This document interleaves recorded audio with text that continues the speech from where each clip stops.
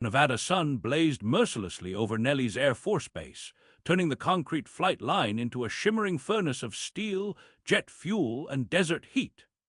76-year-old Robert Bob Hartwell pushed his fuel service truck across the scorching tarmac toward the row of F-16 Fighting Falcons lined up like metallic predators. His weathered face, carved deep by decades of desert sun and experiences nobody on this base had ever bothered to ask about, remained focused on his methodical work despite the slight tremor in his hands that came with age. The faded red work shirt he wore daily hung loose on his lean frame, the fabric sun-bleached and soft from countless washings, paired with blue jeans worn white at the knees and brown work boots that had lost their shine years ago. His neatly trimmed white beard caught the occasional desert breeze, and his steel-blue eyes, still sharp despite their age, held a depth that seemed to catalog every detail of the aircraft around him. To the hotshot pilots of the 64th Aggressor Squadron, Bob was simply part of the infrastructure, invisible support staff who kept their million-dollar fighters flying while they grabbed the glory and headlines. He'd been refueling aircraft at Nellis for 12 years since his retirement, and the young pilots saw him as nothing more than the old refueler, with shaky hands and outdated knowledge. Captain Derek "Razor" Morrison, 29 years old and built like a recruiting poster, swaggered across the tarmac with his flight suit unzipped to the waist, aviator sunglasses reflecting the blazing sun. His wingman, First Lieutenant Jake "Venom" Rodriguez, followed close behind, both men radiating the casual arrogance that came with flying the most advanced fighter aircraft in the world. They just finished a red flag exercise against visiting Navy pilots, and their egos were running as hot as their afterburners. "Check it out!" Morrison called to his squadron mates lounging in the shade of a nearby hangar, nodding toward Bob as the old man methodically connected fuel lines to his F-16. "Shaky hands is back. Hope he doesn't spill JP-8 all over my bird with those trembling mitts."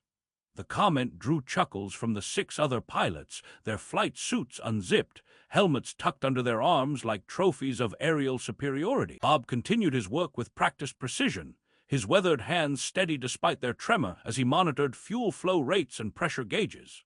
As he worked, his trained ear caught something that made his blood run cold, a subtle irregularity in the engine's cooling cycle, a barely perceptible vibration in the turbine housing that spoke of metal fatigue and potential catastrophic failure. The sound was so faint that the base's diagnostic computers would never catch it, but to ears that had listened to jet engines for over half a century, it was as clear as a fire alarm. "Captain Morrison," Bob called out, his voice a low gravel rumble weathered by decades of use.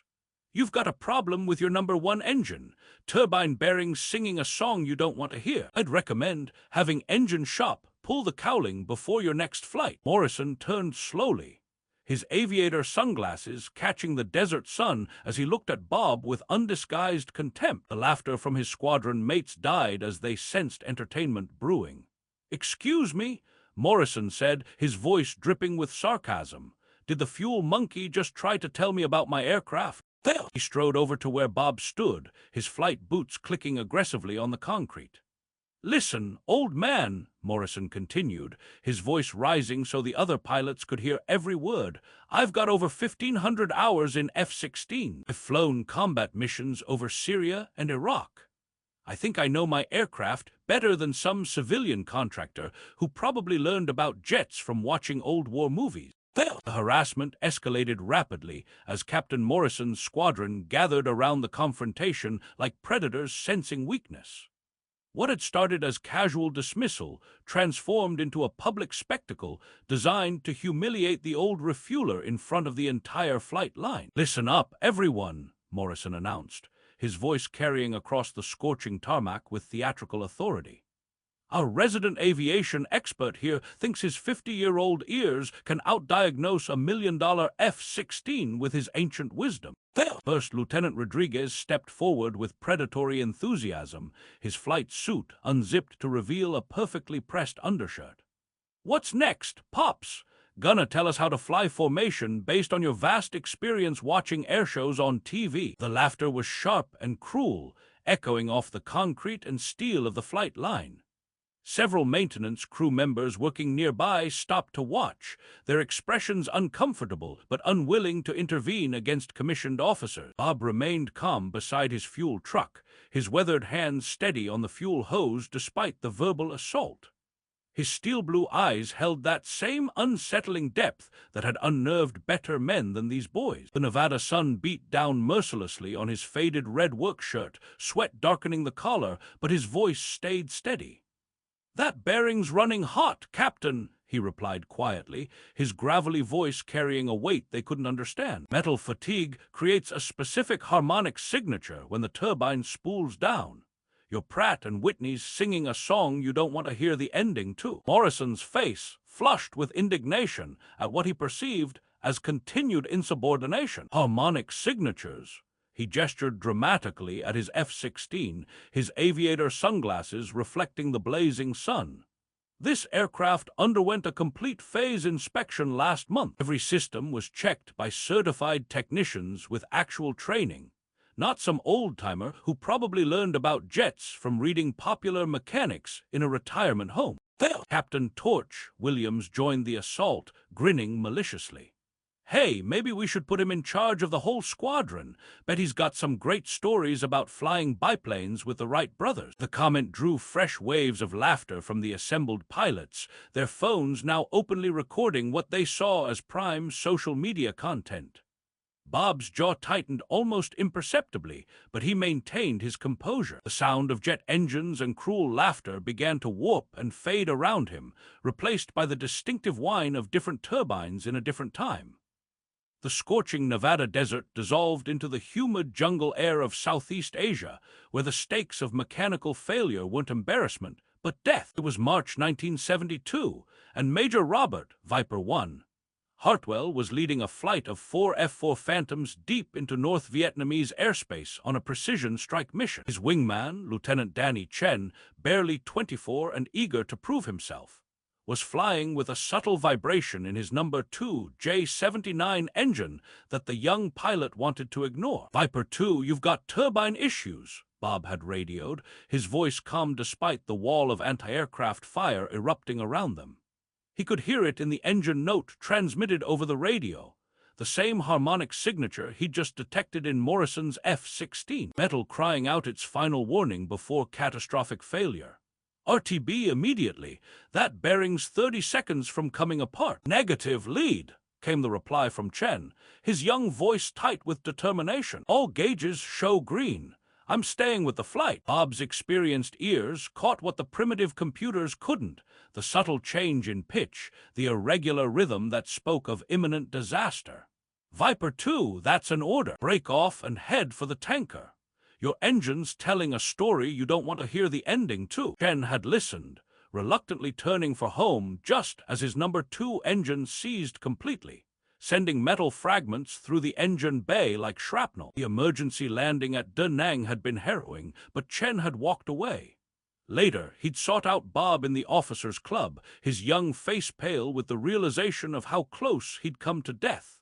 "How did you know, Major?" Chen had asked, his voice shaking. "All my instruments showed normal." Bob had smiled grimly, swirling the whiskey in his glass. "Engines talk, son. You just have to know their language. Metal fatigue has a voice all its own." The memory snapped away as Morrison's voice cut through the desert heat, dragging Bob back to the present confrontation. "Are you even listening, old man?" Morrison snarled, stepping closer to Bob's weathered face. "I asked you a question. What makes you think you know more about my aircraft than I do?" Bob's steel-blue eyes refocused on the young captain, seeing not the arrogant pilot before him, but another young aviator who might not live to learn from his mistakes. "Experience, Captain," he replied quietly, his voice thick with the weight of memories and lost friends. "Sometimes the most important lessons can't be taught in a classroom or programmed into a computer. That turbine bearing's got maybe 10 hours left before it grenades. But you're the pilot. It's your call." Morrison's pride transformed into something far more dangerous as the afternoon heat intensified across the flight line. What had started as casual mockery had evolved into a personal crusade, and the young captain's ego demanded total victory over the old refueler who dared challenge his expertise. "You know what?" Morrison announced loudly, ensuring his voice carried to every pilot and maintenance crew within earshot. "I'm done listening to this fossil's fairy tales. I'll prove once and for all that this aircraft is mission-ready." He strode toward his F-16 with theatrical purpose, his flight suit unzipped and aviator sunglasses gleaming in the desert sun. "Rodriguez, get my helmet. I'm taking this bird up for a test flight right now. When I come back with no engine problems, maybe Grandpa here will finally shut up about his mystical hearing powers." The announcement drew nervous laughter from some pilots, but several maintenance personnel exchanged worried glances. Technical Sergeant Mike Evans, a 20-year veteran of fighter maintenance, stepped forward with obvious concern. His oil-stained hands and tired eyes spoke of countless hours keeping these million-dollar machines airworthy. "Captain, with respect," Evans said carefully, "maybe we should run a borescope inspection first. Won't take more than 30 minutes, and if there's metal fatigue in that bearing—" "Are you seriously buying into this?" Morrison snapped, wheeling on the sergeant. "I need this jet for the evening sortie against the Navy guys. I'm not scrubbing a flight because some confused old man thinks he hears ghosts in perfectly good engines." As Morrison's tirade continued, Bob's weathered hands stilled on his fuel truck controls. The harsh Nevada sun seemed to dim, replaced by the humid twilight of a different desert, half a world away. The sound of Morrison's voice faded, replaced by the distinctive whine of J-79 engines spooling up for combat. It was April 1972, and Major Robert, Viper 1, Hartwell was leading a four-ship formation of F-4 Phantoms on a strike mission deep into North Vietnamese territory. His wingman, Captain Mike Razor Thompson, was flying with a subtle vibration in his starboard J-79 that the young pilot wanted to dismiss as normal engine chatter. "Viper 2, you've got bearing harmonics I don't like," Bob had radioed, his voice calm despite the wall of surface-to-air missiles tracking them through the night sky. "That starboard J-79's singing a death song. RTB, immediately, before it grenades on you." "Negative lead," Thompson had replied, his young voice tight with determination and pride. "All my gauges show green. I'm not aborting on a hunch." Bob's trained ears caught what the primitive 1970s instruments couldn't detect, the subtle frequency shift that preceded catastrophic turbine failure. "Viper 2, that's not a hunch, that's experience talking. Break off now, or that engine's going to come apart at 30,000 feet with no place to land but enemy territory." Thompson had reluctantly obeyed, turning for the tanker just as his starboard engine seized completely, sending metal fragments through the engine bay like grenade shrapnel. The emergency landing at Da Nang had been harrowing, but Thompson had walked away to fly another day. The memory dissolved as Morrison's voice cut through the desert heat, dragging Bob back to the present confrontation. "Are you even listening, old man?" Morrison snarled. "I asked you a question. What makes you think your ancient ears know more about modern jet engines than our diagnostic computers?" Evans watched the exchange with growing alarm, recognizing something in Bob's bearing that went beyond civilian contractor knowledge.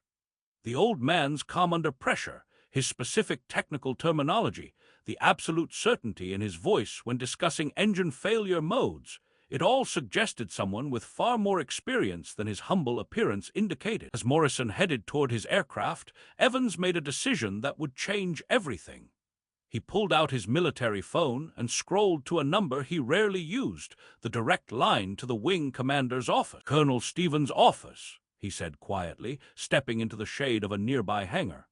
"This is Technical Sergeant Evans, 64th Aggressor Squadron. I need to speak to the colonel immediately about a potential safety issue and a civilian contractor named Robert Hartwell." The aide's response was immediate and professional.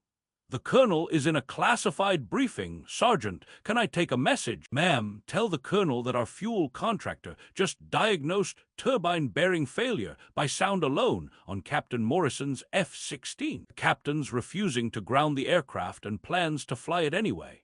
And ma'am," Evans paused, choosing his words carefully, "this contractor knows things about jet engines that don't come from civilian training. His technical knowledge is unusual." There was a moment of silence before the aide responded with newfound urgency. "Sergeant, hold the line. I'm patching you through immediately." Meanwhile, Master Sergeant Bulldog Miller, the squadron's chief of maintenance, had been watching from across the flight line with growing concern.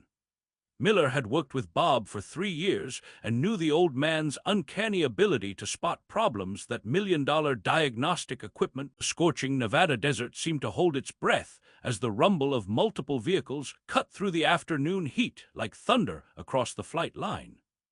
A convoy of 3 black SUVs bearing command flags rolled across the tarmac with military precision, followed by the wing commander's staff car flying the distinctive blue pennant of a full colonel. The vehicles came to a synchronized halt near the F-16 flight line, their doors opening in perfect unison to disgorge a collection of senior officers whose combined presence could silence an entire airbase. Colonel James "Hawk" Stevens emerged from the lead vehicle, his flight suit immaculate despite the urgency of his arrival. At 54, Stevens commanded respect through 3 combat deployments and the bearing of a man who had earned his eagles in the cockpit rather than behind a desk. Behind him stepped Brigadier General Patricia "Ice" Martinez, the wing commander, her single star gleaming in the desert sun as she surveyed the scene with the analytical precision of a career fighter pilot. Command Chief Master Sergeant Rodriguez flanked them both, his weathered face and 30 years of stripes speaking to decades of keeping pilots alive through attention to detail. Captain Morrison froze halfway up his aircraft's boarding ladder, his earlier swagger evaporating like water on hot concrete as he realized the magnitude of command attention now focused on his confrontation with the old refueler. Technical Sergeant Evans felt his stomach drop. This level of senior leadership response meant someone's career was about to end, and he prayed his phone call had been the right decision. Colonel Stevens approached Bob directly, ignoring the assembled pilots and maintenance crew who had snapped to rigid attention, his eyes fixed on the elderly man in the faded red work shirt who was calmly securing his fuel truck with the methodical precision of someone who had performed the task thousands of times. The contrast was stark: weathered work clothes against immaculate military uniforms, humble service against obvious authority. "Mr. Hartwell," Stevens said, his voice carrying across the silent flight line with practiced command presence, "I need to ask you directly. Were you Master Sergeant Robert Viper 1 Hartwell, United States Air Force, retired?" The question hung in the superheated desert air like smoke from a distant battle. Bob's weathered hands stilled on the fuel truck controls, and for a moment something flickered behind his steel-blue eyes, not fear, but the weight of memories he'd carried for over 30 years. He straightened slightly, and despite his age and humble work clothes, his posture held the unmistakable bearing of a man who had once commanded respect in the deadliest skies on Earth. "Was Colonel," Bob replied quietly, his gravelly voice carrying a weight that made every pilot on the flight line lean forward. "Long time ago." General Martinez stepped forward, her expression shifting from professional inquiry to something approaching reverence. She drew herself to full attention and rendered a salute so sharp and precise it seemed to cut the desert air. "Master Sergeant Hartwell, it is an honor to have you on my base, sir." Bob, startled by the gesture from such senior leadership, slowly straightened and returned the salute with the crisp precision of muscle memory that never forgot. The sight of a brigadier general saluting the old refueler sent shockwaves through the assembled airmen, their phones forgotten as they witnessed something beyond their understanding. Colonel Stevens turned to face his stunned pilots, his voice rising with barely controlled emotion. "Gentlemen, you stand in the presence of one of the most experienced flight engineers in the history of the United States Air Force. Master Sergeant Robert Viper 1 Hartwell flew as crew chief and flight engineer on over 200 combat missions in Vietnam, maintaining and troubleshooting aircraft under the most extreme conditions imaginable." Morrison's face went chalk white as the implications crashed over him like a sonic boom. The man he'd been calling a fuel monkey and mocking for his ancient wisdom was a living legend of military aviation maintenance. "In 1972, Stevens continued, his voice ringing with pride and barely contained fury, then Staff Sergeant Hartwell was flying as flight engineer on a damaged F-4 Phantom when both engines began showing signs of imminent failure over enemy territory. Using nothing but his ears and 30,000 hours of experience, He diagnosed the exact nature of the mechanical failures and talked his pilot through an emergency restart procedure that saved both their lives and brought them home. The desert wind seemed to still as Stephen's words painted a picture of technical expertise that none of these young pilots had ever witnessed. His call sign, Viper 1, was earned not in the cockpit, but in the maintenance bays and crew compartments where lives depended on his ability to hear what machines were trying to say. Enemy forces put a bounty on aircraft he maintained, because they never seemed to fail when it mattered most. Command Chief Rodriguez's voice cut through the silence like a blade. Captain Morrison, is it accurate that you dismissed this man's safety warning about your aircraft? That you publicly mocked his expertise and planned to fly an aircraft he deemed unsafe? Morrison's throat constricted as he tried to find words that wouldn't end his career. Chief, we didn't know. I mean, he never said. Never said what, Captain? Stephen's voice dropped to a dangerous whisper. That he was qualified to assess aircraft safety. That his 5 decades of aviation experience might be worth listening to. That maybe, just maybe, a man who kept pilots alive through 200 combat missions might know something about engine failure modes that your diagnostic computers can't detect. The scorching Nevada desert seemed to hold its breath as Colonel Stevens gestured toward Morrison's F-16. The gleaming fighter now the focal point of a demonstration that would forever change how the 64th Aggressor Squadron viewed experience versus technology. Master Sergeant Hartwell, Stevens said respectfully, his voice carrying across the silent flight line, would you be willing to show these pilots exactly what you heard in that engine? Bob nodded slowly, his weathered hands steady despite their age-related tremor as he approached the aircraft. The assembled crowd of pilots, maintenance personnel, and senior leadership formed a semicircle around the F-16, their earlier mockery replaced by hushed reverence. Bob placed his hand on the engine intake, closing his steel-blue eyes and listening with the focused intensity of a man whose survival had once depended on such diagnostic skill. "Fire her up, Captain," Bob said quietly to Morrison, who climbed reluctantly into the cockpit, his face pale with the realization of how wrong he'd been. The Pratt & Whitney F-100 engine spooled to life with its characteristic whine, the sound echoing across the flight line. To the untrained ear, it sounded perfectly normal, the healthy roar of American engineering at its finest. But Bob's expression grew increasingly grim as he moved around the aircraft, his weathered hand following the engine housing, his head tilted in concentration like a doctor listening to a patient's heartbeat. "There," he said, pointing to a specific section of the engine cowling. "Bearing number 4 in the high-pressure turbine section. Listen to the harmonic at 75% power." As Morrison increased throttle, a subtle vibration became barely audible, a frequency so faint that even the experienced maintenance personnel had to strain to hear it. Bob's steel-blue eyes opened, meeting the gaze of every pilot present. "That's the sound of metal crying out its final warning.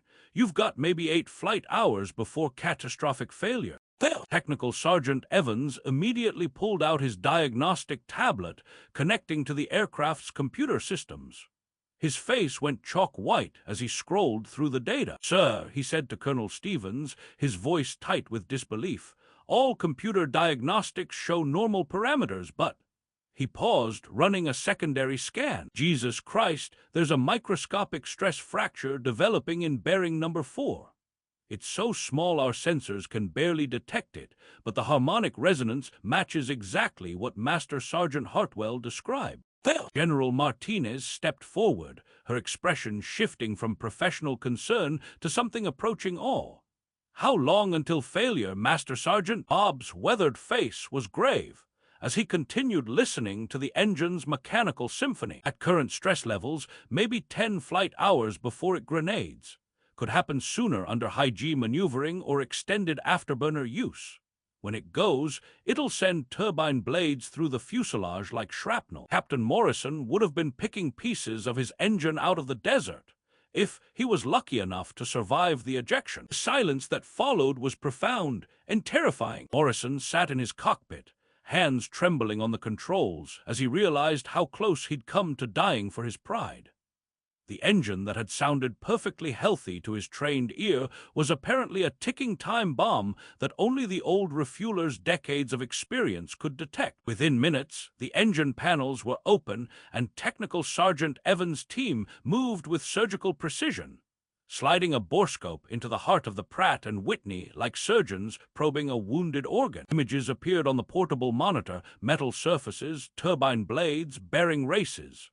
Evans' face, already tight with tension, suddenly went rigid with shock.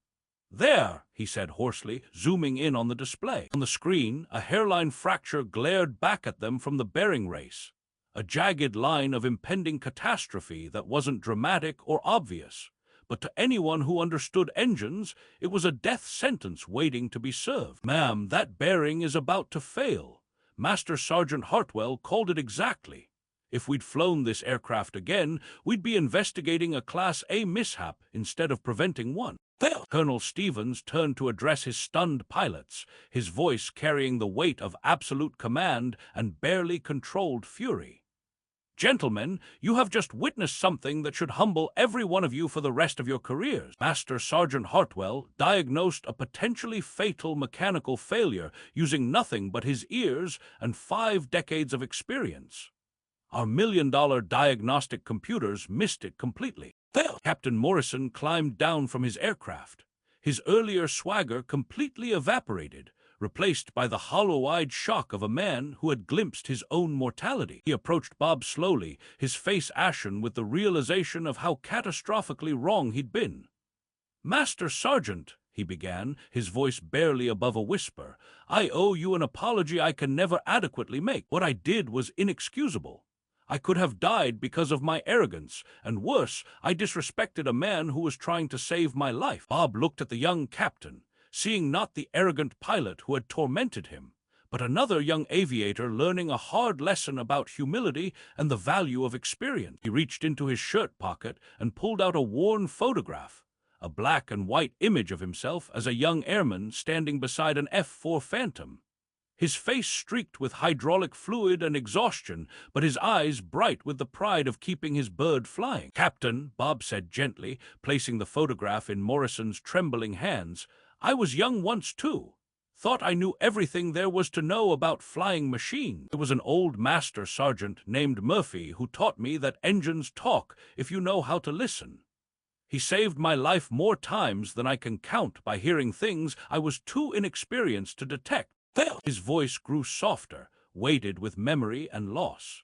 "Murphy didn't make it home from Vietnam, shot down on his 197th mission because his pilot ignored his warning about hydraulic pressure fluctuations. I swore that day I'd never let pride override experience again, and I'd never stop listening to what the machines were trying to tell me." General Martinez stepped forward, her voice carrying across the silent flight line with newfound respect. "Master Sergeant Hartwell, on behalf of the United States Air Force, I formally apologize for the treatment you received today. Your expertise and dedication have been an honor to this service for over 50 years, and they continue to be." "Fail!" She turned to address the assembled personnel, her voice ringing with command authority. "Effective immediately, there will be changes. Master Sergeant Hartwell, if you're willing, I'd like to offer you a position as our wing's senior technical advisor. Your primary duty would be establishing the Hartwell Protocol, a new diagnostic training program teaching our maintainers and pilots to recognize the subtle signs that computers can't detect." "Fail!" Bob considered for a moment, then nodded slowly, a slight smile touching his weathered features. "I'd be honored, General, but I still want to keep working the flight line. There's something about being close to these birds, hearing them breathe, that keeps me connected to what matters." The transformation that followed was profound but gradual. Bob moved from pushing a fuel truck to conducting weekly seminars in the maintenance hangar, teaching wide-eyed airmen the ancient art of mechanical diagnosis through sound, vibration, and intuition. But he still wore his faded red work shirt, blue jeans, and worn boots, a living reminder that wisdom often comes in humble packages. Morrison, reassigned to the training squadron pending a full review, became Bob's most dedicated student. Every week he would sit with the old master sergeant, learning not just technical skills, but the deeper lessons about humility, respect, and the value of experience over arrogance. His cockiness had been replaced by something far more valuable, the understanding that survival in aviation depended on listening to those who had walked the path before. 6 months later, a new tradition had taken root at Nellie's. Every Friday evening, pilots and maintainers would gather in Hangar 7 as Bob shared the real stories of keeping aircraft flying under impossible conditions. Not the sanitized versions from technical manuals, but the raw accounts of young airmen facing mechanical crises with nothing but their training, experience, and each other. The flight line, once filled with casual disrespect toward the old refueler, now resonated with respectful greetings of "Good morning, Master Sergeant,"